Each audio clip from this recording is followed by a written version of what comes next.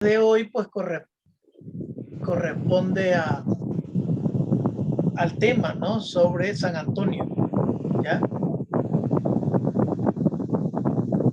Vamos a tratar San Antonio tomando en cuenta dos facetas, ¿no? Uno un poco la vida y otro un poco el pensamiento de él, ¿ya? Que poco a veces se denota y muchas veces nos vamos por la cuestión de los milagros, ¿no? Que sí, algo importante, pero vamos a ver esas dos facetas, un poco la vida y un poco el pensamiento, ¿no? De San Antonio. Voy a compartirles pantalla para presentarles el tema. Me confirman cuando se pueda ver la pantalla. Vamos a ver.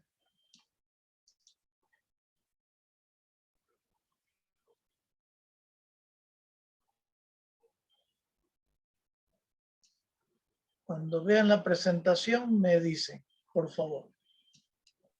Vale.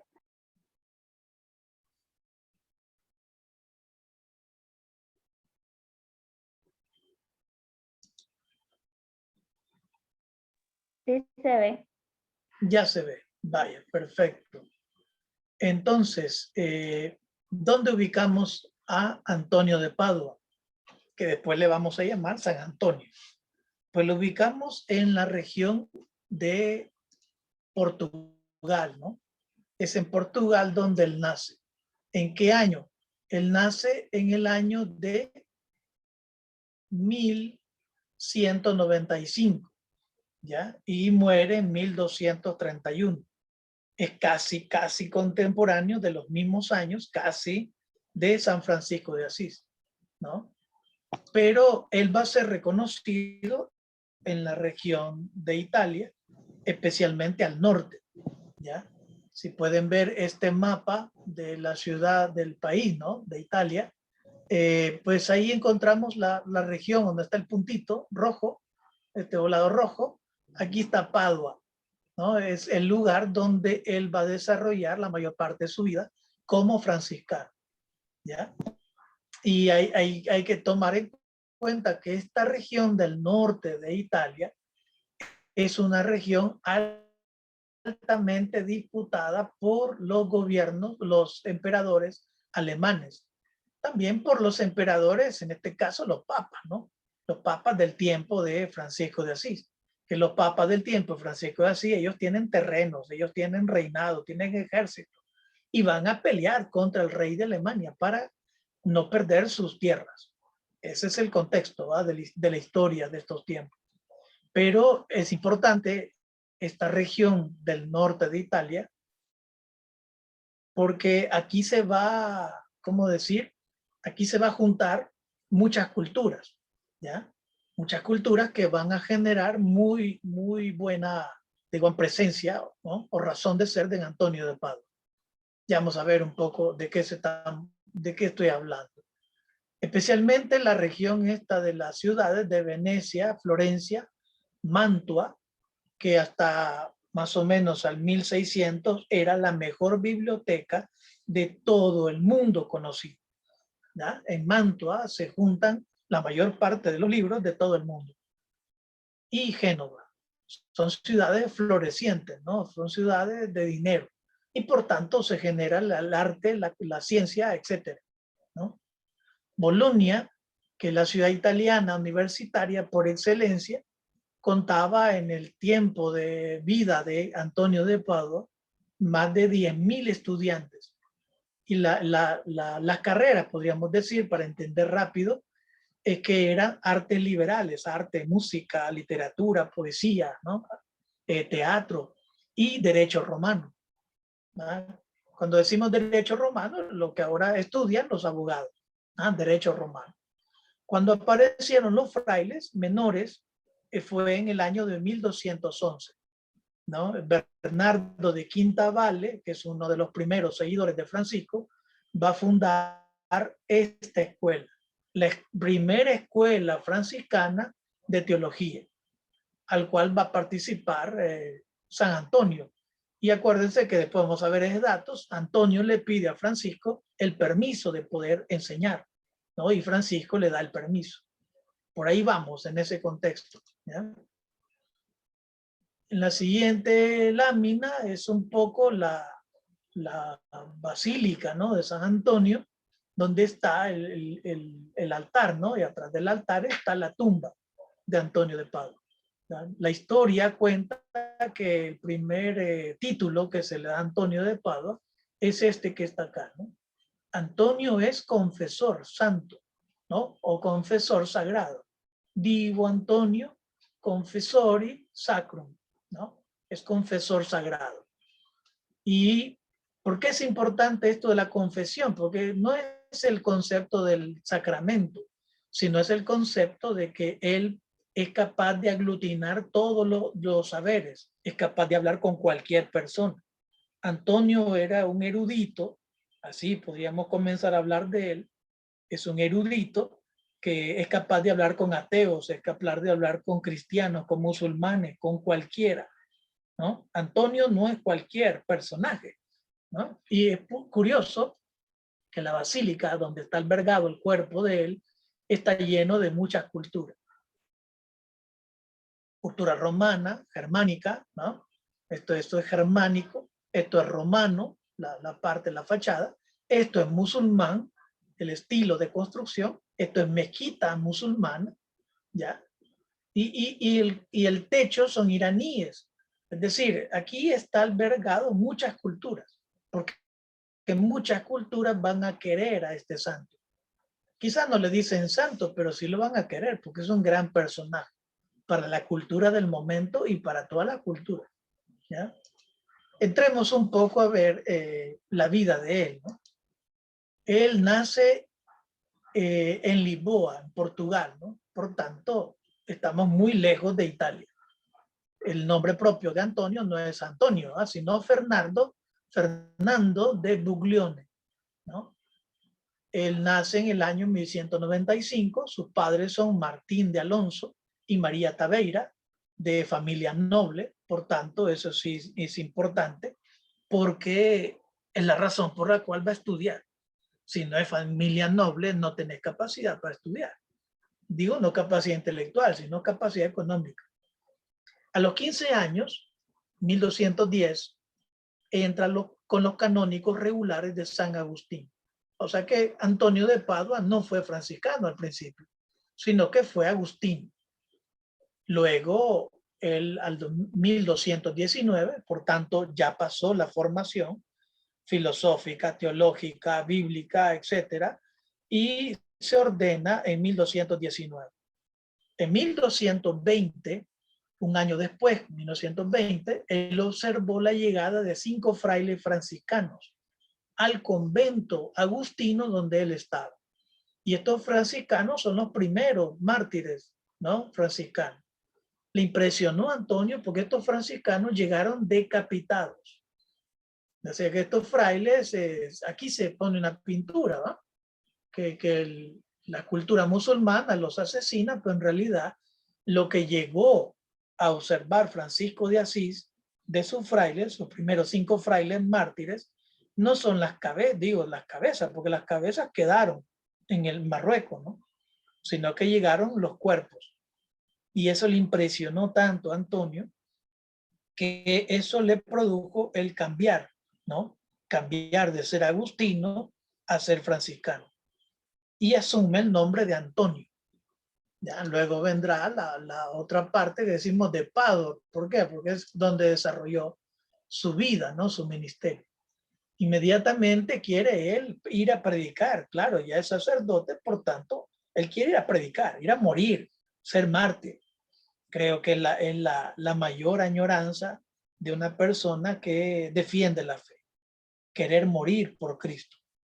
Pero la enfermedad le da malaria, le impide, ¿no? Es curioso que es la misma manera como Dios impide tanto a San Francisco de no morir mártir y tanto a Antonio de no morir mártir a partir de una enfermedad. El año 1221, a sus 26 años, en que Francisco de Asís convoca a capítulo general de la orden franciscana, en la porciúncula. Ahí es donde Antonio tiene un encuentro con Francisco, que ya hemos visto, ¿no?, en temas pasados, y le invita a nunca olvidar tres cosas. Sí, ser intelectual, ser aquí, ser allá, pero tres cosas no debe olvidar. Oración, que es un poco el tema que estábamos viendo a la 1:30, ¿no? En la oración. Luego la contemplación y luego la penitencia. Las tres cosas son juntas. No se puede separar una de la otra. Es decir, la penitencia es aquel que hace con su vida, con su fe, algo concreto por los otros, ¿no? Pero aquel que hace algo concreto por los otros es capaz porque ha contemplado, ha entendido otra cosa. Y aquel que ha entendido estas cosas es porque tiene oración. Es una relación intrínseca, ¿no? No hay penitencia sin contemplación y sin oración. Y si hay penitencia, esa penitencia es tuya. Esa penitencia no le pertenece al Señor. Es una cuestión personal tuya. ¿Ya? Como a veces el Vaticano II dice y encara, ¿va? Inclusive Medellín encara mucho, que dice que hay proyectos pastorales, pero son de título personal, de título individual, donde no se muestra la presencia del Espíritu. Eso es interesante, ¿no? Esa forma como Francisco va a retomar cómo debe ser la enseñanza de Antonio. Ante el gran talento de predicar de Antonio, porque habría que ver, ¿no? Lastimosamente no hay ciencia en ese momento para poder grabarle la voz, pero parece ser que Antonio tiene una voz espectacular, lo que ahora diríamos un locutor de radio, pues, pero no de deporte, sino alguien que su voz es sonora, su voz es penetrante, ¿ya? Entonces ese tipo de voz hace que se vuelva el predicador de la orden. Y Francisco le va a llamar así, ¿no? El predicador de la orden. Y a veces le llama mi obispo, ¿no? Por la autoridad, ¿no?, que posee. Vamos adelante. Antonio se dedicó a predicar contra las herejías de la época, especialmente contra los albigenses. Los albigenses son un grupo herético que más o menos está en el tiempo del Papa Inocencio III, ¿ya? Inocencio III los declara herejes en 1187, el cual estos albigenses negaban la divinidad de Cristo. Creían que Cristo era una persona humana, a tal punto que denigrado, tenía mujer, tenía hijos, etcétera. Y denigrado no solo en el sentido de tener hijos, porque eso es parte de ser un matrimonio, sino denigrado en el aspecto hasta herético, de vulgar, podríamos decir, de términos sexuales con respecto a Jesús. Anulaban algunos sacramentos, odiaban a los ricos, porque los albigenses eran pobres, pero su metodología de ser pobres no como lo pide el Evangelio, sino un pobre hiriente, un pobre odiando contra el rico. Ya en 1160 se hablaba de dos grandes iglesias paralelas. A partir, pues los albigenses son famosos en Francia, ¿no? Pues alegaban perfección y pobreza evangélica más pura que el mismo Papa, que los mismos obispos, ¿ya? Pero acuérdense que la iglesia no es el Papa, no es el obispo, no es el cardenal. La iglesia somos todos. Y eso no es simplemente una frase, es que así es, porque si fuese así, esto ya se hubiera acabado, con total certeza. Esto ya se hubiera acabado. Es que el Espíritu ha movido las cosas en diferentes momentos. A veces ilumina un obispo, como el caso de Monseñor Romero, a veces ilumina un laico, a veces ilumina un hermano, como el caso de Francisco de Asís, y así vamos, ¿no? El Espíritu va moviendo para que las cosas no se caigan. Bueno, en el año de 1223, Francisco le permitió a Antonio fundar la primera escuela teológica franciscana, lo que decíamos, ¿no?, en la ciudad de Bolonia, Italia, al norte de Italia. Ahí comienza, ¿no?, su etapa de enseñanza. Cuando decimos le permite dar clases, pues le permite fundar esta primera escuela, es que Antonio ya está preparado. Ya Antonio ya es un doctor, ¿no? desde 1224 hasta 1227, por su elocuencia de predicador y por los milagros que le acompañan ya en vida y de algún modo ya comprobado por la Santa Sede, es interesante, ¿no? Por eso el Papa envió a Antonio a Francia a predicar contra los albigenses, los herejes. Pero aquí cobra la grandeza de Antonio, porque Antonio no va a predicar con odio, ¿no? Malditos herejes, se irán al infierno, bla, bla. No, Antonio llega a predicar, a convencerles por el evangelio, por el amor, por el carisma mismo de Francisco de Asís, por el estilo de vida de un franciscano. Antonio va a seducirlos, no a maltratarlos ni a odiarlos. Cuenta, ¿no? Cuenta un poco la historia que muchos albigenses pasan a ser franciscanos, ¿no? En la región de Francia. Adelante, ¿no? Con los datos. Ante la noticia de la muerte de Francisco de Asís, eso fue en el 3 de octubre de 1226, se convoca a capítulo general. En ese capítulo general es elegido ministro provincial de Italia, Antonio de Padua. Entonces, por eso ya Antonio se queda en la región italiana. Ya creo que jamás va a volver a su región de Portugal, donde él nace. Él va a quedarse en Italia y va a quedarse asistiendo tanto a la fundación de su escuela teológica, sino también en todo el ambiente administrativo, ¿no? De lo que le implica ser ministro provincial de Italia.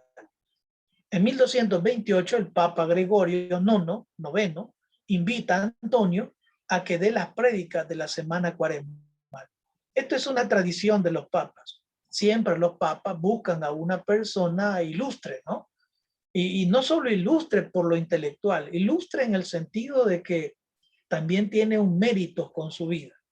Es decir, no van a invitar a cualquier fulano, ¿no? Un poco tomando en cuenta que ¿qué le vas a ir a predicar al montón de cardenales? ¿Ya? Si la mayoría de todos ellos son doctores, son especialistas, ¿qué les vas a ir a decir? Pero cuando va una persona que tiene calidad de vida, testimonio de vida, entonces los cardenales se callan. Como en el caso actual, ¿no? Que el franciscano capuchino canta la mesa, ¿no? Que ha sido famoso por predicarle a Francisco de Asís el retiro, ¿no? De Semana Santa, el retiro de Cuaresma al Vaticano, por más de cuánto, por más de 5 o 6 años. Es que no vas a invitar a cualquiera. Canta la mesa es canta la mesa, es decir, canta la mesa es un franciscano capuchino de testimonio, ¿ya? Eso es un poco para entender por qué el Papa invita siempre a alguien a predicar. Ahí cuentan, ¿no? Los testigos que le escucha cada quien en su idioma. Es una forma de presentar del biógrafo para decir que no es que cada quien en su idioma, está un chino, le entiende en chino. No, es que le entienden todos, ¿ya? Esa es la comprensión de la comunicación. No es comunicación idiomática, sino es una comunicación de un sentir. Él entiende. Cualquiera que lo escucha, le entiende. ¿Ya? Vamos a ver un poco esa metodología que tiene Antonio. Desde 1228 a 1231, Antonio viajó mucho entre Roma y Padua. Entonces él va a estar hacia el norte y hacia el centro de Italia, viajando constantemente. Su fama se extendía por su predicación, por los milagros y por la confesión. Ya un poco de las cosas que se cuentan de Antonio es que, como se cuentan de varios personajes, como por ejemplo San Juan María de Vianney, o por el caso del contemporáneo casi de nosotros, el Padre Pío de Pietrelcina, que la persona se hinca, ¿va? Y expone sus pecados, luego le dice, y solo eso, y no te acordás de lo que hiciste tal día, ¿ya? Y no te acordás que con fulano y con mengano se fueron a tal parte. Ya, cuando te topas con una confesión de ese tipo, pues de plano que, ¿no? O salís mal parado o salís sumamente convencido de que Dios de plano existe, ¿ya? Entonces, esa es otra cualidad de Antonio de Padua. Es buen predicador, por tanto, un intelectual, ¿ya? Y genera milagros. ¿Eso qué significa? Él no lo es, sino que Dios obra a través de él, ¿ya? Y genera confesión, o sea, es capaz de sacar la verdad de las personas. El 13 de junio de 1231, fatigado y sin fuerza, pide que lo trasladen a Padua, pero muere en el camino, llegando al convento de Arcela. Ahí muere, ¿no? Antonio de Padua. Si vemos las fechas de 1100, ¿cuánto? Vamos a ver, aquí está. A ver, un buen matemático que me eche la mano. 1195 y muere en 1231. ¿Cuántos años entonces vivió Antonio de Padua? 36. 36 años, correcto. ¿Y eso qué significa? Muere joven. Pero eso es relativo. Estamos en la Edad Media, ¿ya? Estamos en la Edad Media. La vejez para una persona en la Edad Media son 45 años. Es que nadie llegaba a 50, ¿ya? Así que si hablamos 36 años, es un periodo de madurez. Así que la gente se ponía las pilas, pues si ibas a hacer algo en la vida, tendría que ser desde cuando tenés uso de razón hasta tus 30 años, porque no da más. Y no porque eran anémicos o que, no, es que simplemente no habían medicinas. Vos te herías y morías de tétano. Te daba una enfermedad, te daba una pulmonía y no hay nada, no hay antibiótico. ¿Ya? Si sabías de plantas, pues te curabas. Y si no sabías, pues Dios te bendiga. De 36 años, con 36 años es capaz de ser lo que fue, ¿no? Con 36 años, pues dejó a la humanidad, no solo a los franciscanos ni a la Iglesia Católica, a la humanidad, un testimonio de vida. Vamos a ver un poco eso. Entonces, por eso llega, ¿no? Al 1231, fatigado, ya cansado, ya no aguanta el cuerpo. Y pues muere. Un mes después de su muerte es aclamado santo.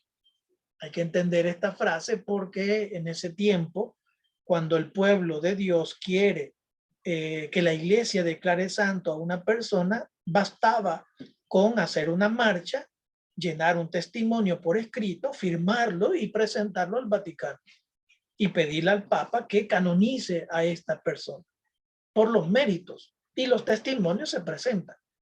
Claro, ahora es más complicado el proceso, pero ese era al mes. O sea, ¿qué significa? En 30 días o poco menos son capaces de organizar escritos, testimonios, testigos, e irse al Vaticano y solicitar al Papa que lo hagan santo. ¿Ya? Bueno, no hay forma de tomar una foto en el momento para decir fueron 5,000, fueron 10,000. La plaza en ese entonces de la Basílica de San Pedro, pues se llenaba. Bueno, que no está, acuérdense, la Basílica de San Pedro en ese momento no existe. Es San Juan de Letrán, ¿no? Donde vive el Papa. Ahí se llena. Pues si uno ve San Juan de Letrán, ahí pueden caber 10,000 personas fácilmente. Entonces, fue una muchedumbre la que va a Roma. Fue canonizado 352 días después de su muerte por el Papa Gregorio IX el 30 de mayo de 1232. Mucho más rápida la canonización que el mismo Francisco de Asís. ¿Ya? ¿Qué tipo de santidad o qué tipo de personaje estamos hablando para que el pueblo lo aclame inmediatamente? Bueno, es aclamado santo, claro, antes de morir. ¿Ya? Se conserva actualmente la lengua incorrupta del santo, ¿no? Está en la Basílica de San Antonio, en Padua, ahí está, ¿no? Está negra, pero ahí está la lengua. ¿Y por qué se llama incorrupta? Porque si el Vaticano te da chance, puedes abrir esa lengua, puedes pincharla con una aguja y te sale sangre. Ese es lo que se llama incorrupta. Y si no te sale sangre, pues te saldrá células que las puedes ver en el microscopio y vas a ver que esas células están vivas. ¿Ya? Eso es lo que se llama incorrupta. ¿Y por qué se dan esas cosas? pues la ciencia no tiene explicación a eso. Es sencillamente, es una manifestación de Dios para decir que esta persona, ¿no?, tiene algo más allá de lo normal. Así de fácil. Esta persona tuvo unas cualidades que Dios le permite que se muestren aún después de muerto, ¿ya? Como están, por ejemplo, las vísceras de Monseñor Romero, que están incorruptas, el intestino, todo eso se llama víscera, ¿verdad? Todo lo que te sacan cuando te hacen la autopsia. Esas vísceras están incorruptas, parte está enterrada en el hospitalito y parte la tiene el Vaticano. ¿Cuándo vamos a sacar esos detalles? Bueno, hay que esperar, ¿no? Hay que esperar. La iglesia es bastante sabia en ese aspecto, ¿ya? Capaz que sacan las vísceras y lo que van a hacer es poner una bomba porque todavía hay enemigos de Monseñor Romero, ¿ya? Bueno, volviendo a Antonio, entonces está la lengua incorrupta, ¿no?, en la capilla del Tesoro, en la Basílica de Padua. El Papa Pío XII, en 1946, proclama a San Antonio de Padua médico de la iglesia. Pero otra vez, no se confunda, cuando decimos médico de la iglesia, no es que es doctor, sino que es aquel que su método de vida te puede llevar a Dios. Cuidado, no estamos quitándole el mérito a Jesús, ¿ya? Pero su estilo de vida, tal o cual, siguiendo a Jesús, si seguís San Antonio, pues llegas a Dios. Así de fácil. Es el concepto que usa la iglesia cuando dice médico de la iglesia. Y luego le otorga el título de doctor evangelicus. O sea que aquel que es capaz de comprender el evangelio. Así que no está de más, ¿no?, entender estas cosas. ¿Qué más? Vamos adelante. Nos encontramos entonces en el periodo del inicio de las grandes universidades europeas.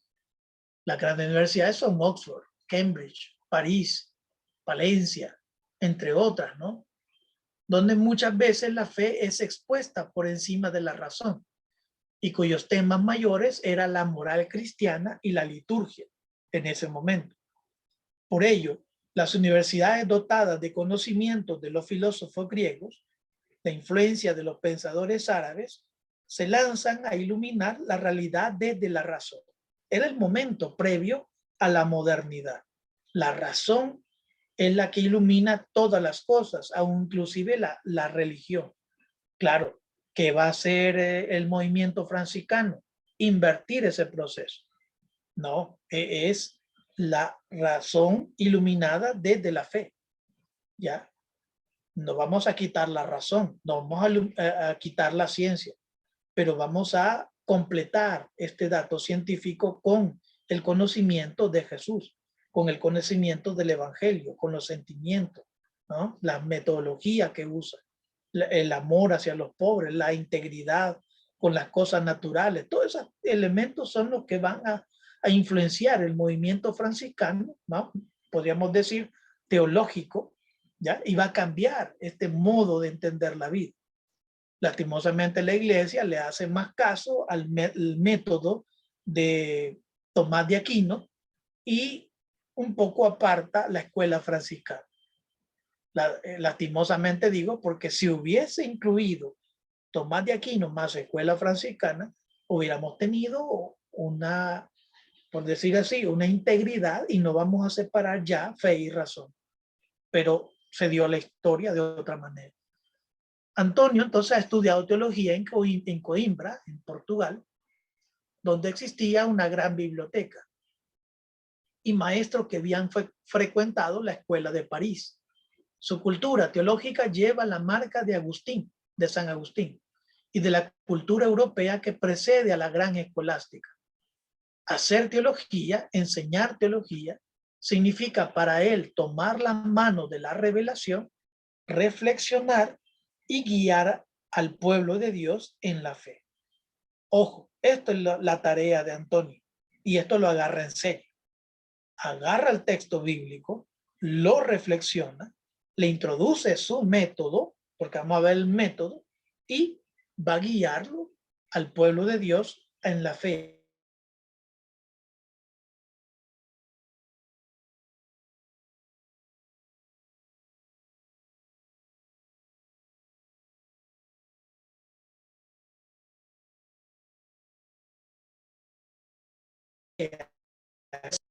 Antonio nunca va a hablar sin colocar primero el texto bíblico. ¿Ya? Está inestable la señal, dice. Vamos a ver si apagamos la cámara. Esto puede servir. No sé si vale o no. Bueno, sigamos. Mientras no nos quiten. ¿Ya? Entonces, se introduce el texto bíblico, ¿no? Es lo primero que se presenta, el texto, ¿no? Y Antonio tiene la versión, ¿no?, de San Jerónimo, o podríamos decir la interpretación que hace de la Biblia San Jerónimo. San Jerónimo es uno de los padres de la iglesia, ¿no? Y es uno de los padres más duros y más serios y más críticos, ¿no?, con respecto al cristianismo. Y en sus sermones se expresa mucha interpretación bíblica de San Jerónimo. Por ello Gregorio IX le llamaba también el Arca del Testamento, uno de los títulos que se va a considerar Antonio, ¿no? O sea, él es capaz de presentar lo difícil de entender en pocas palabras. Él tiene claras las cosas. Muy pocas personas tienen ese nivel, ¿no? Lo muy difícil lo tienen muy claro y lo expresa muy claro. Entonces, primero es el texto bíblico. Segundo, la utilización del pensamiento patrístico.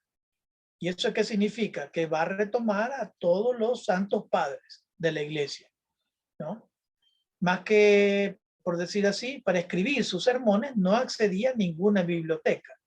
Ya le bastaba lo que conocía. 2 años de trabajo que hizo en Roma le permitió hasta predicar al Papa, ¿no? Citaba a menudo a Agustín, Ambrosio de Milán, Jerónimo, claro, y Gregorio Magno. Cita unas 10 obras de Ambrosio de Milán y 20 obras de Agustín, ¿ya? Perdón, 20 citas, ¿no? 20 citas de Agustín. Entre los padres griegos cita a Orígenes, Juan Crisóstomo, Juan Damasceno y Germano de Constantinopla. ¿Por qué es importante mencionar estos personajes? Tanto los padres griegos como los padres latinos son importantes porque Antonio va a ser una unidad de culturas, ¿ya? Va a ser una comprensión cultural latina y ortodoxa para introducir la reflexión sobre la Biblia. En los aspectos teológicos también cita a los grandes maestros de la escuela monacal, los victorinos, Beda el Venerable, Cesareo de Arles, Rábano Mauro, Fulgencio Ruspe, ¿no? Y es muy citado también por Antonio a Isidoro de Sevilla, un gran famoso teólogo metafísico, ¿no? Isidoro de Sevilla. Pero quienes marcaron profundamente su pensamiento son 3: Pedro Lombardo, Pierre Damiani, Pedro Cantor y Alberto Magno.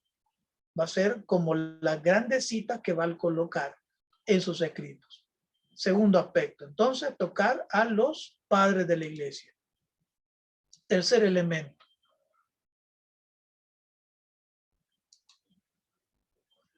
Respeto a la autoridad de la iglesia, ¿ya? Aunque no parezca, pero Antonio nunca se expresó en contra de ningún concilio, ¿ya? Jamás aceptó el credo niceno-constantinopolitano, lo que tradicionalmente decimos el credo largo, ¿ya? Ese es el credo niceno-constantinopolitano, el símbolo de Atanasio, es así lo que expresó este Atanasio como expresión de fe para toda la cristiandad. Estamos en tiempos difíciles de cuajar la doctrina, ¿no?, de la iglesia. Y el tiempo del concilio de su época, el Lateranense IV, que fue celebrado en 1215. Todos esos pleitos, concilios, dogmas, van a estar dentro de la mente de Antonio. Por tanto, es importante cuando se está fraguando el credo de la iglesia, ¿ya? Es cuando tenés que tomar posición. ¿Cuál vas a tomar? ¿A quién vas a seguir? ¿No? Costumbre, otro elemento de Antonio, es costumbre de introducir pensadores griegos y romanos en sus sermones. Esto es novedoso porque nadie lo hace en el tiempo. En su explicación de la fe utiliza la cultura griega que para muchos era herejía usar un griego, utilizar para tu prédica una cita de de Aristóteles, una cita de Platón, ya, especialmente Aristóteles, claro, no tanto por su filosofía, sino por su explicación de la historia de los animales. A Antonio le encanta la cuestión que hoy llamaríamos la zoología. Le encanta cómo tienen las conductas los animales. Y a partir de la conducta animal y la conducta y costumbre de la persona, él saca elementos para presentar su predicación. Y de la cultura latina usaba Catón, Virgilio, Tíbulo, Ibarrón, Cicerón, Séneca, Juvenal, Marcial, Ovidio y Plinio. Son historiadores, son, ¿cómo se llama? Literatos, ¿no? ¿Cómo se llama esto? Poetas, ¿no? O también hay gente que todo termina en trágico. No me acuerdo cómo se llama ese estilo de literatura, donde todo termina en tragedia, ¿ya? Ese tipo de documentación es la que le interesa a Antonio, porque no solo introduce textos cristianos, sino también introduce lo que el común de personas conoce, ¿no? La tradición, las costumbres que conoce las personas. Esa es la meta en su predicación. Y como quinto elemento, hay una presencia abundante de la ciencia de la época. Estamos hablando de que, entonces, él maneja ¿qué? Él maneja astrología. Perdón, se me pasó.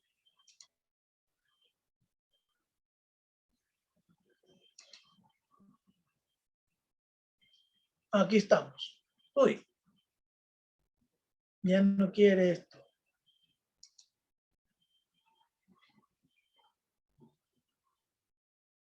Aquí estamos. Bueno, entonces él maneja ¿qué? Astrología. Él maneja botánica, ¿no? Las aspiraciones de la vida de cualquier ser humano. Él es muy sensible para las cosas de los seres humanos, las etapas de los seres humanos, ¿no?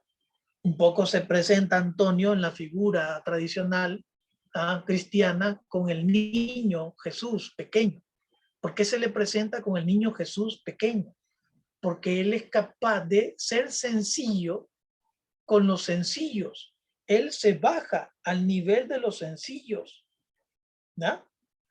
Antonio es capaz de sentarse al suelo, de sentarse en la calle, ¿no? Y hablar con la gente más humilde, ¿no? Por eso es que se presenta con el niño, no tanto porque se le aparecía el niño, la tradición que cuenta, ¿no?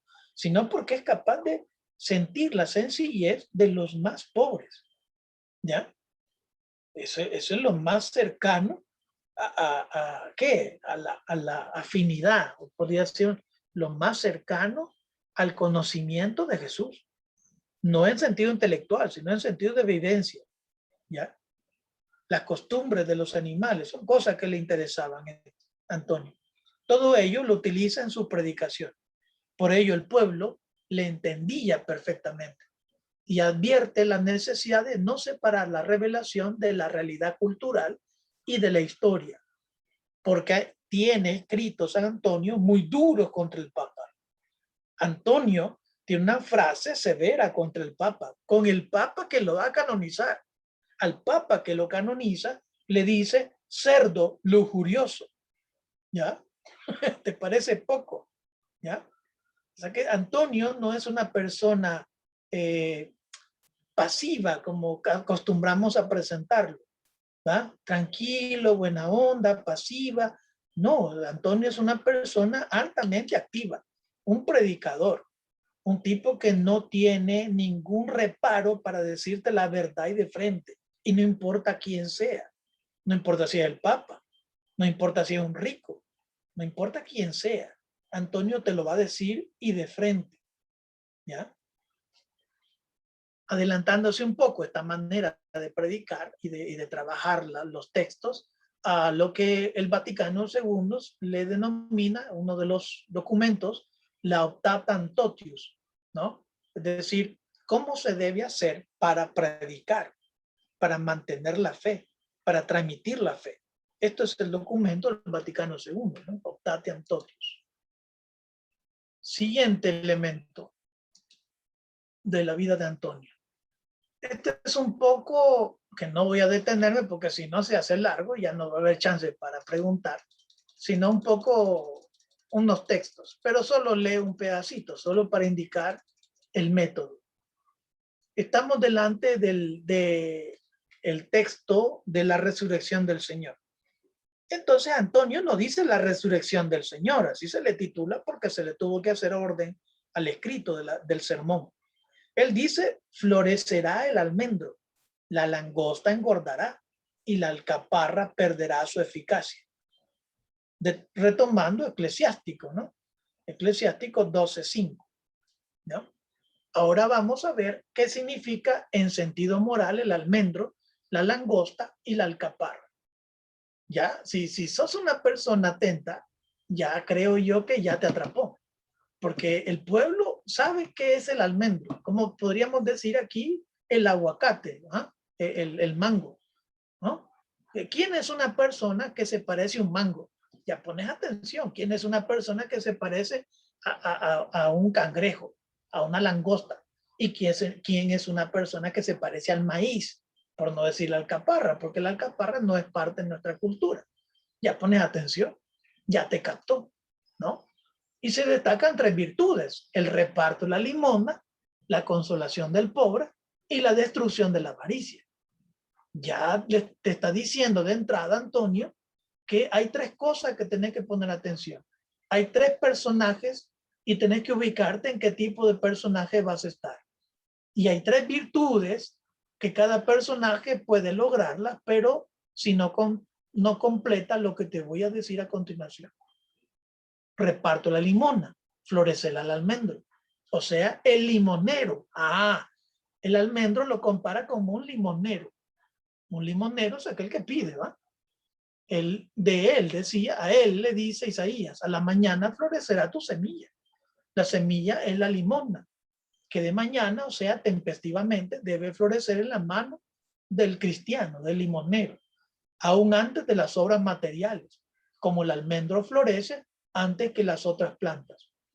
Observa que en la flor hay 3 componentes: el color, el olor y la esperanza del fruto. ¿Ya? Si uno es atento al texto, ¿no? Lastimosamente no estamos viviendo en la época porque a nosotros ahora el internet nos seduce, la tele nos seduce, ¿ya? Muchas cosas nos seducen. Esto no había en ese momento, solo había la palabra, y la palabra es seductora. Claro, imagínate que yo estoy tratando de incorporar lo que podría haber sido una predicación de Antonio del Pado. Y hay que ver, si estamos hablando que tenía una voz extraordinaria, tiene unos sentimientos extraordinarios, una elocuencia extraordinaria, ya, si de 1 a 100, yo lo que estoy haciendo es un 2%, nada, ¿ya? Así sucede con la limosna, dice Antonio, en cuyo color, para decirlo de alguna manera, se satisface en la vista del pobre. El pobre se alegra cuando le dan algo, que dirige la mirada hacia aquel que ofrece, aquel que le regala algo. Qué bonito es ese proceso entre aquel que se acerca con necesidad y aquel que con corazón amable, amoroso, le entrega algo bueno para poder vivir. Ese impacto de relaciones es extraordinario. Pero cuidado, ahí dice más adelante, no en el texto, dice, hay gente que no es langosta, hay gente que no es almendro, hay gente que es langosta, se engorda, ¿no? Se hincha de avaricia y no le permite ver esta cosa, ¿no? Pedro junto a Juan dijo al tullido, míranos. Él nos miró en la esperanza de que le dieran algo. Ve qué cosa más interesante. Cuando se te acerca un pobre a limpiarte el parabrisas, toma en cuenta qué tipo de mirada le haces. Ojo con eso. Eso es lo que está diciendo Antonio en este juego de palabras. ¿Qué tipo de mirada le estás haciendo? ¿Qué tipo de cosas son importantes para vos o para él? ¿Ya? Bueno, y ahí sigue, ¿no? Si quieren con tiempo o más tiempo, les paso, ¿no?, esta presentación para que puedan ver el texto, que es muy curioso de Antonio de Pado. Como conclusiones, para dar tiempo a preguntas, podríamos decir lo siguiente: es un joven con alto espíritu de donación hacia la causa del reino de Dios bajo la seducción evangélica de ser mártir como primera etapa. Segundo, con una capacidad intelectual sin igual, a tal punto de que él de memoria decía las cosas. Los textos bíblicos eran de memoria. Tiene una memoria extraordinaria. Alguien dice, fulano de tal es inteligente. Sí, pero no tenés manera de medir cuánta inteligencia tenían estos personajes. ¿Ya? ¿Cuánta inteligencia tenían estos personajes? De citar de memoria textos, y no solo 20 textos, sino 100, 200, 300 textos de memoria. A página tal, ¿ya? Citaban página de memoria. Así era Antonio al citar la Biblia, el texto. Versículo tal dice, ¿no? Y luego pasamos al versículo 27 y dice, ¿no? Esa capacidad extraordinaria es sin igual. Y no es como los hermanos separados, ¿va? Que solo se aprenden 10, 20 para pantallar. No, estamos hablando de la Biblia. No es poca cosa. Tercero, celoso por el fiel cumplimiento de la voluntad de Dios y el caminar de la iglesia. Porque una cosa puede ser cierta. ¿Cuál? La iglesia se puede equivocar, la iglesia jerárquica. Tu pastor se puede equivocar, tu padre, tu obispo, etcétera. Se puede predicar, se puede equivocar, pero no te salgas. Cuando decir no te salgas no significa que si te echan de la iglesia, pues tampoco no te salgas de la parroquia, no te salgas de la iglesia. Hay otras iglesias a las cuales sí. No te salgas de la iglesia, porque de algún modo ahí está la estrategia del Espíritu de Dios. La va a sostener, aun en medio de lo que pase, la va a sostener hasta el final de los tiempos. Esa es la frase que creemos por fe, de la cual dijo Jesús. ¿Ya? Por tanto, él es fiel al magisterio de la iglesia. Servicial y nunca soberbio. ¿Ya? No es el santo de los objetos perdidos. El santo de los objetos perdidos es San Antonio de Pavón. No confundamos. No le pidamos a San Antonio que me busque una novia, que me busque un no sé qué, ¿ah? Que me pueda casar, porque San Antonio de Pavón es el encargado de esas cosas. No es San Antonio de Padua. No sé por qué se revolvió el asunto. Es el santo popular por excelencia, es conocido en todas las culturas de este planeta, ¿ya? Porque siempre estuvo junto a los pobres. No solo por el pan, que es famoso de San Antonio, en realidad no es un pan, en realidad es comida. San Antonio no regalaba panes franceses, ¿ya? Sino que regalaba comida a los pobres.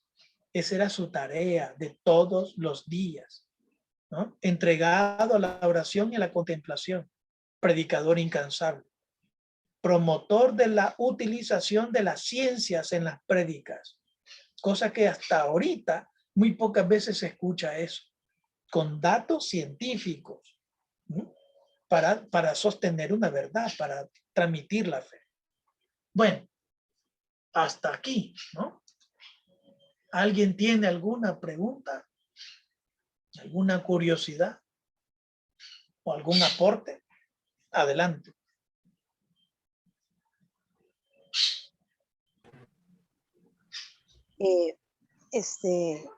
Nada menos, ahora comentábamos con el sacerdote de la parroquia, y porque pensábamos dar para el próximo domingo un refrigerio al final de la misa de la mañana. Entonces, unos hermanos decían, bueno, si pensamos dar tamales, se nos va a ir bastante porque son como 400 tamales, ¿verdad? Y entonces, bueno, viendo eso, la orden franciscana seglar, ¿verdad? Ahora, este día. Sí. Y entonces, pero no le habíamos dicho todavía al sacerdote. Cuando él salió, le hicimos el comentario si nos permitiría que diéramos un refrigerio, o sea, el día de San Antonio, ¿verdad? Y él decía, bueno, ¿y qué han pensado? En la misa de la mañana es mucha gente, pero si no dijo, no, porque se le mencionó los tamales, o un pancito, bueno, porque alguien decía, de esos de las 3 por la cora, y decía yo, no, demos algo mejorcito, ¿verdad? Si podemos. Pero bien, como hay que ver la economía, entonces viene él y decía, dijo, un pancito chiquito, San Antonio no era de pancitos pequeños, decía, y yo me quedé pensando, ¿verdad? Y yo escuchándolo, pienso, bueno, vamos a ver si hacemos el sacrificio para dar algo más que un pancito, porque la comida la que daba no era solo un pancito, ¿verdad? No, tanto que desconocemos de nuestros santos, grandes hombres, realmente una riqueza, ¿verdad? Y con sin pensar que este día usted nos iba a regalar, ¿verdad? Este tema tan interesante, ¿verdad? Y que motiva a la vez, pues sí, y como dice, bueno, no llega quizás ni al dedo gordo del pie, ¿verdad? Con su inteligencia, con su elocuencia, pero Sí, nos invita, ¿verdad? A ver esa grande bondad, aunque sea de ser medio, ¿verdad? Medio contemplativos, oradores, ¿verdad? Decía, no se puede ser, pues sí, ¿verdad?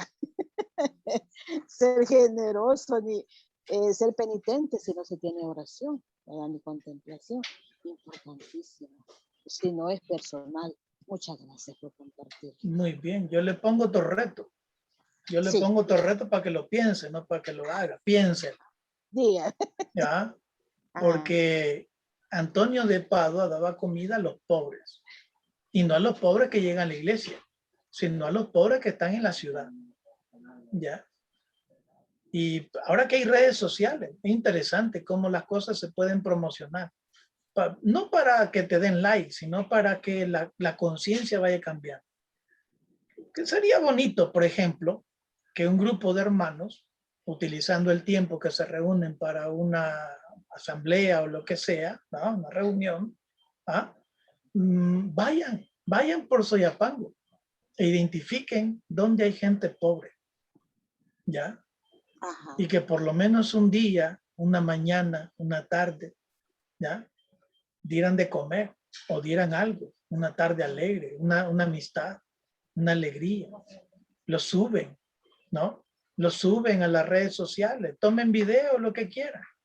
Pero en una misa de domingo, ¿ya? Sería fantástico pedirle al Padre que le permita unos 10, 15 minutos y con un cañón se puede mostrar a las personas cuánto bien se puede hacer. Y no solo una vez, sino varias veces, ¿ya? Porque este es importante, o sea, el hacer las cosas para los pobres no es simplemente una vez, es que tenemos que seguir haciéndolo. Luego viene el criterio, ¿va? El criterio no es simplemente estar regalando cosas, no, el criterio es a partir de comenzar a regalar cosas, comienzo a cambiarle su mentalidad, comienzo a presentarle que existe maneras distintas de vivir, ¿va? Y al mismo tiempo se puede ir consiguiendo instituciones que puedan echar la mano. Y ahí vamos construyendo el reino. ¿Ya? No simplemente esperar. Bueno, ¿y quién le va a dar comida? Con todo respeto, hermana Iria, ¿quién le va a dar comida? Los mismos hermanos que llegan siempre a la misa de 7, ¿ya? Sí, Que son sí. los mismos hermanos que están en los mismos grupos de la iglesia. Van a ser muy raros los que no llegan. ¿Ah? Ahí terminamos, pues. ¿verdad? No estoy diciendo que no lo merezcan, no, claro que no. Pero si vamos en realidad al Evangelio, el Evangelio nos exige que hagamos cosas buenas a los pobres. A los pobres. Y no hay más. ¿Ya? Sí, y lo estábamos, perdón, haciéndolo con, ¿verdad? No, quizás no con ese enfoque realmente, ¿verdad? No, que bueno para la celebración del santo, pero es más que eso, es más que muchas claro, gracias. Muchas claro que gracias. sí. Claro, Gracias. porque uno estima los santos no solo en su día. Uno puede estimar un santo una semana, un mes completo. Es que San Antonio no es 12 de junio. Ya. San Antonio es siempre. ¿No? Es un hermano para toda la humanidad. Así como San Francisco. Pero bueno, le damos una fecha. Y nos acordamos en una fecha. ¿no? Nada más.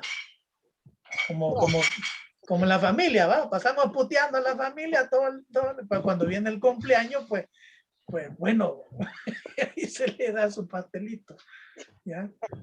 Pero bueno, a ver, ¿qué otro hermano tiene alguna idea?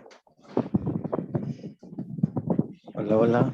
Hola, Fray Marvin, adelante. Pase bien. Pase bien, hermano. Como decía hermana Iris, igual para mí ha sido una sorpresa porque justamente el Señor me concedió nacer ese día 13 de junio. Y la verdad es que me llamaba la atención cómo Francisco lo va a nombrar predicador de la orden. Igual decía usted, pues no a cualquiera el Señor le concede este don de predicar. Y pues ya tuvimos aquí una experiencia en nuestro país. El señor Romero igual tenía ese juego del Evangelio y, o sea, denunciaba con la palabra, como hoy usted decía Antonio Lacilla.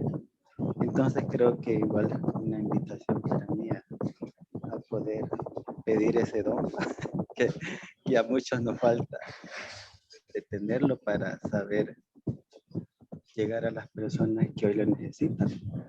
Entonces creo que eso me llamaba la atención de San Antonio de Padua. Sí, yo creo que hay dos modos, ¿no? Un modo es la sabiduría por tu esfuerzo, tu metodología, que tu capacidad intelectual, etcétera. Pero también hay una sabiduría que la da Dios, utilizando tus mediaciones intelectuales, ¿va? Tu método, etcétera, pero te las da Dios. O sea, yo creo que en Antonio se juntan estas dos cosas. Él es capaz intelectualmente, pero es capaz también de transmitir a Dios, ¿no? Y no solo transmitir la ciencia, sino transmitir a Dios a través de lo que va conociendo.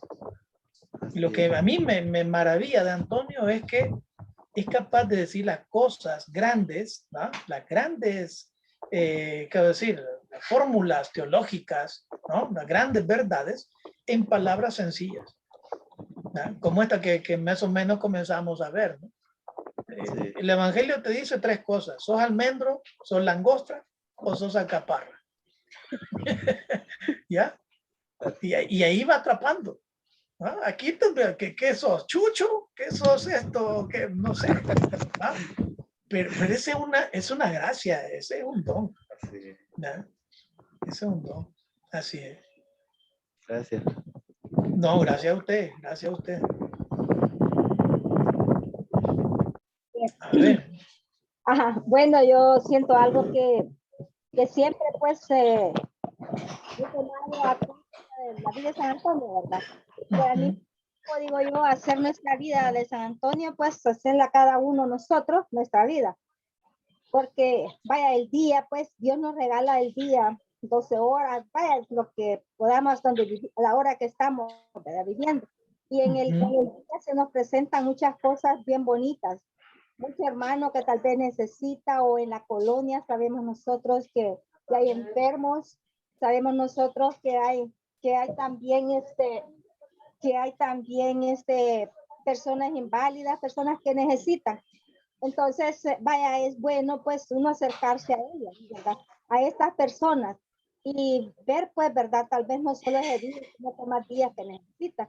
Entonces, pienso yo que la idea de San Antonio es una parte que cada quien pues la puede ir poniendo conforme Dios le vaya inspirando el día, ¿verdad? Porque al menos pues en esto de la pandemia, yo siento pues que se ha acercado mucho lo que es la misericordia de cada uno de uno, acercarse a un hermano pobre, a un hermano que necesita y todo eso. Entonces, como que se puso bastante en práctica todo eso y siento pues que se ha vivido bastante. Desde que muchas... Qué bueno, qué bueno. Así es, ¿no? Eso es lo más difícil, vivirlo.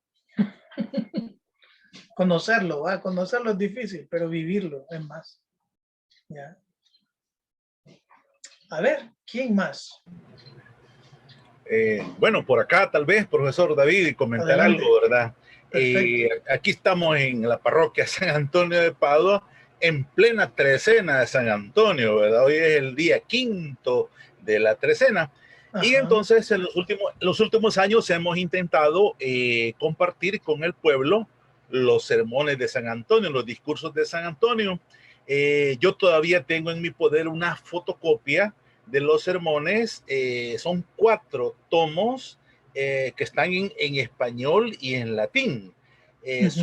Suman más de 2000 páginas. Es decir, sí, de la VAC. Sí, correcto. Es grandísimo eso. Y entonces, pues, ver, siento yo, cómo quizás la iglesia, con todo respeto, ha desperdiciado esta herencia que el santo nos dejó, ¿verdad? El orden que lleva cuando elabora el discurso, el exordio, es decir, la intro, la introducción, o el introito, como él le llama ahí, ¿verdad?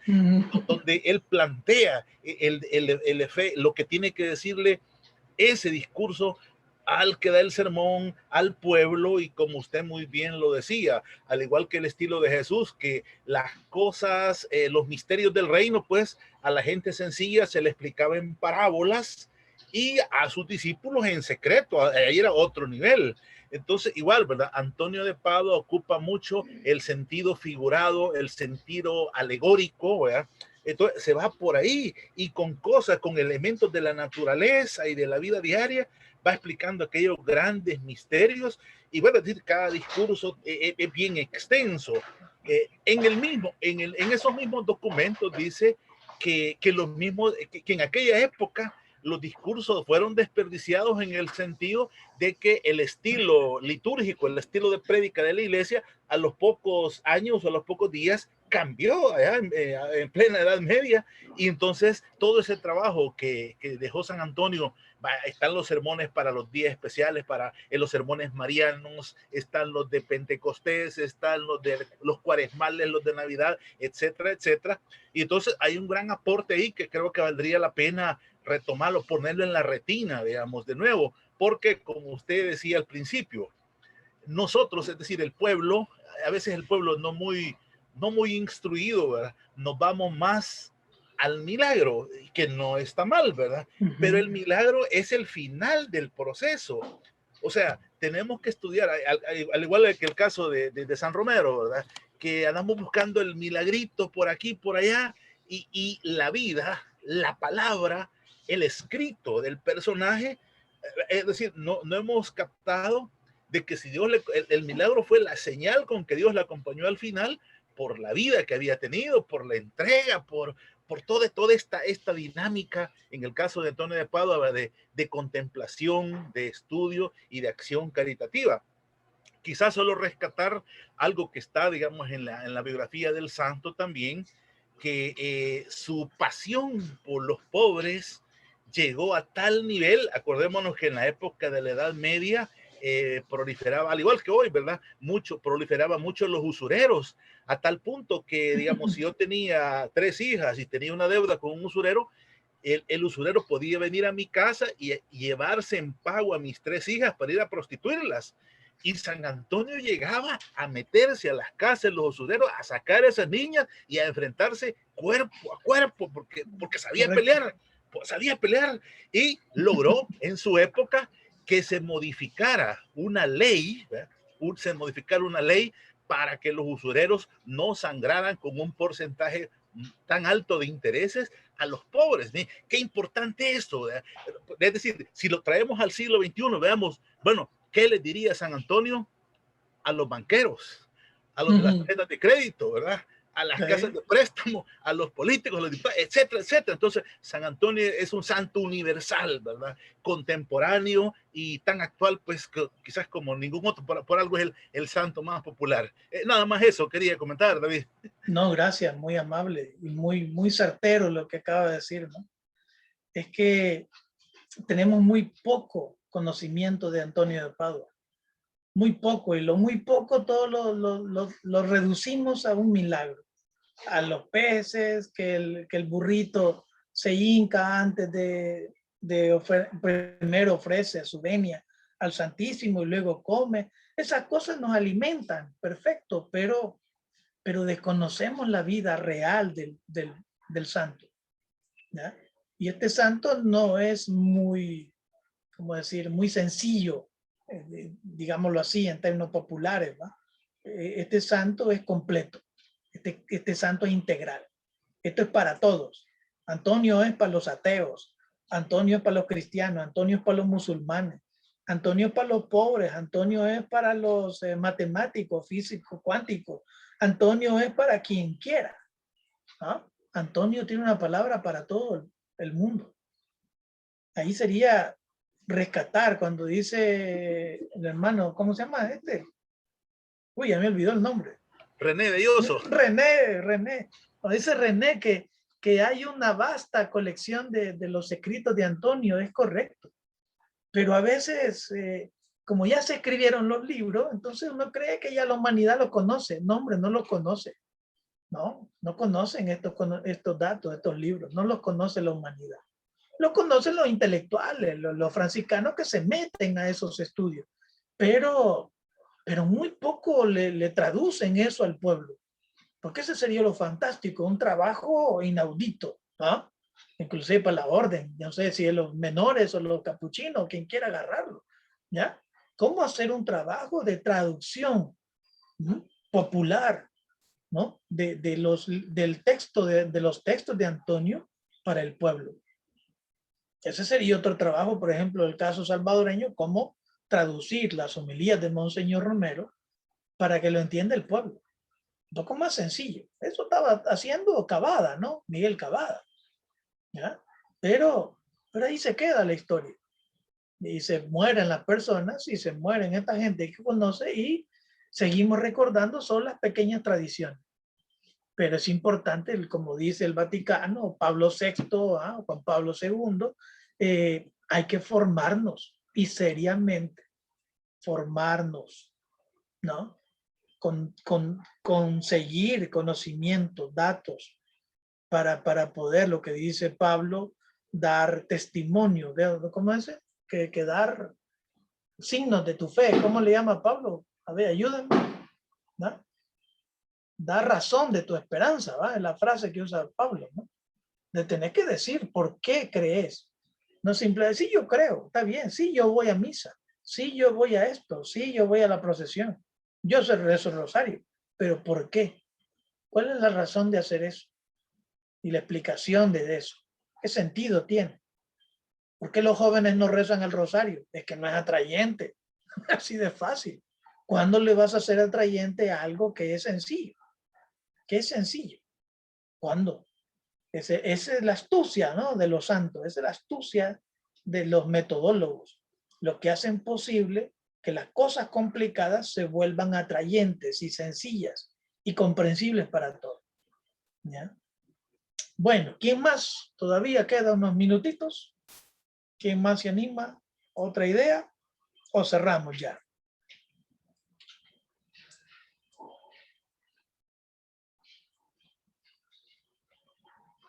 Bueno, silencio otorga.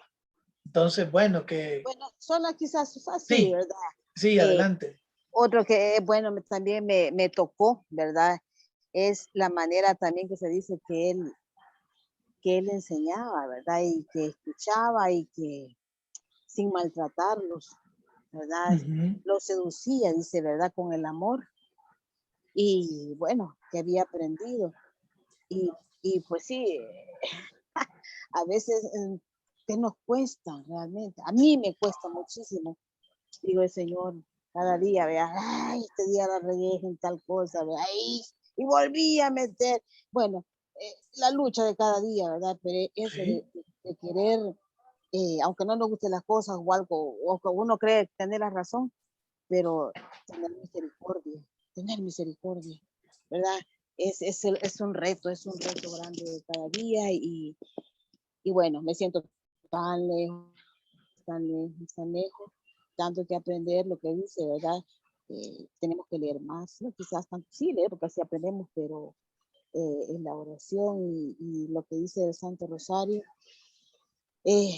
bueno, es tan importante pero no sé por qué a veces uno lo siente así aburrido y yo solamente así cortito, espero no alargarme, lo comencé a rezar, lo recé solo en los rezos, ¿verdad? En los cabos de año y todo eso, pero hace unos 2 años, 3 años comencé a hacerlo porque me pidieron que rezara por uno de los sacerdotes, ¿verdad? De los que están acá.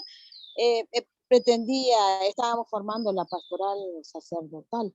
Entonces nos pidió que tomáramos la oración en específico por 1 año y hacer el Santo Rosario todos los días. Al final de ese año, la beneficiaria fui yo. Fue mi esposo. Y yo, cuando se terminó el año, ¿verdad? Sí. Me le acerqué a él. Bueno, antes de comenzar, yo le dije que me había escogido rezar por él, ¿verdad? Y que que él me dijera por qué él pudiera yo hacer la petición, pues algo por lo que él. Entonces él me decía por la perseverancia, ¿verdad? Pero al final, la riqueza mayor la recibimos nosotros. Y digo, Dios mío, cuánto regalo, ¿verdad? Y uno se lo pierde. Y quisiera que a veces mis hijos se enamoraran del Santo Rosario, ¿verdad? Y bueno, tantas cosas, pero el Señor nos tiene quizás el momento y el día, ¿verdad? Pero la insistencia y cuando se trata de hacer un bien y de dar, realmente se retribuye. Se regresa a uno lo que uno quiere dar en oración, uno lo recibe en abundancia, ¿verdad? En abundancia de querer estar más cerca, de querer ser más insistente en esos momentos que cuesta en el día del trajín, del trabajo, del cansancio. Cuesta mucho hacer el espacio para tener ese encuentro, ¿verdad? Cortito con Dios, porque no es largo, es cortito. Así que solamente, muchísimas gracias. No, Siempre, gracias. como siempre, sus clases las siento cortísimas. Bueno, todas las clases, la verdad, no se siente. Muchas gracias. Ya, gracias. Sí, eso es, ¿no? Hagamos lo que hagamos, no tiene sentido.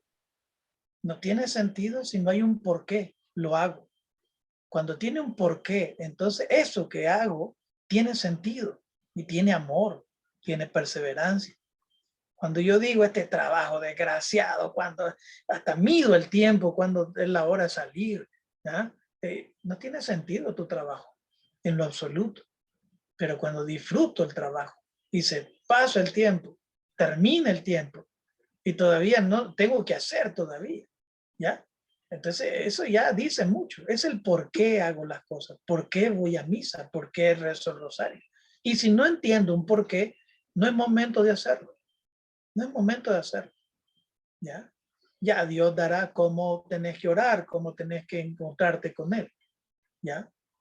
Hay gente que es capaz de estar en camino, digo, en el bus, manejando y está hablando con Dios, ¿ya? Y está comunicándose y no está haciendo cuentas de rosario, no, simplemente está pensando, comunicándose con Dios, ¿ya? Son gente ya con método, pero todos podemos aprender el propio, ¿ya? No hay un método único, cada quien elige y encuentra el suyo, cómo orar, cómo comunicarse con Dios. ¿Ya? Pero siempre hay un porqué y debe haber un porqué, ¿no? Bueno, gracias entonces por este momento y que San Antonio nos siga permitiendo entenderlo más, ¿no? Y mejor, ¿verdad? Bueno, paz y bien entonces. Sí, Fray Marvin. Pase bien. Paz y bien. Cuídense, nos vemos. Gracias. Gracias. Feliz tarde, paz y bien. Gracias, igual.